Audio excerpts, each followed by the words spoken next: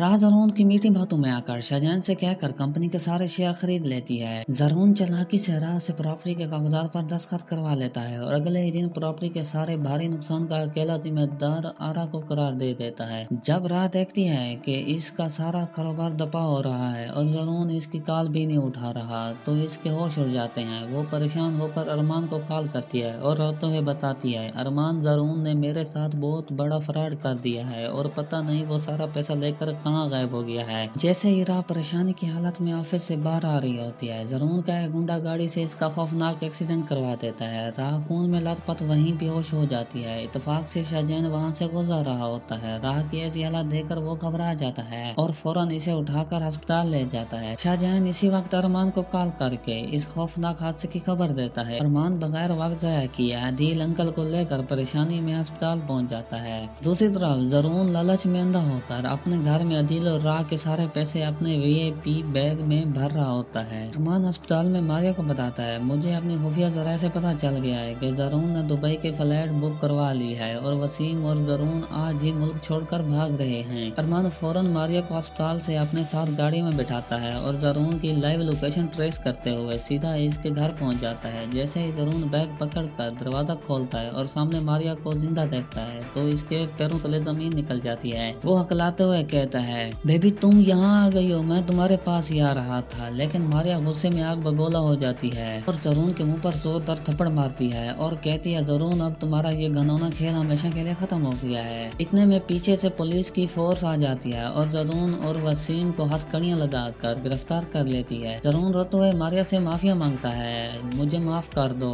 लेकिन पुलिस दोनों बाप बेटे को घसीटते हुए वैन में डाल देती है और सीधा जेल की काल कोठरी में बंद कर देती है, जहां अब इनकी किस्मत में सारी जिंदगी का पछतावा ही रह जाता है। दूसरी तरफ अस्पताल में राह की तबीयत ठीक हो जाती है और कबीर इसे हिफाजत से घर ले आता है। अगले ही दिन शाहजहान हाथ में गुलाब का गुलदस्ता लेकर राह के घर आता है और कबीर से राह के रिश्ते की बात करता है। कबीर खुशी से इस रिश्ते के लिए हाँ कर देता है, लेकिन इसी वक्त अरमान और आदिल भी वहाँ आ जाते हैं। अरमान आगे बढ़कर सबके सामने कहता है, राह मैं सिर्फ तुमसे मोहब्बत करता हूँ। फिर वो अपनी जेब से मोबाइल निकालता है और मामी आसिया की सारी खुफिया ऑडियो रिकॉर्डिंग सबको सुना देता है। मामी आसिया की ये घिनौनी साजिश सुनने के बाद राह रो पड़ती है। वो फौरन आगे बढ़कर अरमान को गले लगा लेती है और माफी मांगती है। शाहजहान ये सब देखकर समझ जाता है और मुस्कुराते हुए राह से कहता है, राह तुम अरमान से सच्ची मोहब्बत करती हो, तुम्हें इसी से शादी करनी चाहिए। जब आदिल को अपनी बीवी आसिया की इस घटिया साजिश का पता चलता है तो वो गुस्से में पागल हो जाता है। वो फौरन घर पहुंचते ही आसिया के मुंह पर थप्पड़ मारते हैं और इसे तलाक देकर हमेशा के लिए अपने घर से निकाल देता है। इसके बाद अरमान पुलिस के जरिए जरून और वसीम के अकाउंट से सारे पैसे निकलवा कर आदिल का कारोबार दोबारा रूज पर पहुंचा देता है। राह भी अब पूरे एतमाद के साथ अपने नाना का कारोबार ज्वाइन कर लेती है। एक दिन अरमान मुस्कुराते हुए राह के पास आता है और इसे शादी के लिए प्रपोज करता है। राह शर्माते हुए हाँ कर देती है। अगले ही दिन कबीर मौलवी साहब को बुलाते हैं और खुशी खुशी दोनों का धूमधाम से निकाह करवा दिया जाता है। इसके बाद आदिल भी अपना सारा कारोबार राह और अरमान के नाम कर देता है। तो दोस्तों, क्या आदिल ने धोखेबाज आसिया को तलाक देकर बिल्कुल सही फैसला किया? अपनी कीमती राय कमेंट सेक्शन में जरूर बताएं और हमारे चैनल को लाइक, शेयर और सब्सक्राइब करना ना भूलें। ये हमारी पेशगोई है जो सिर्फ एंटरटेनमेंट के मकसद के लिए बनाई गई है। शुक्रिया।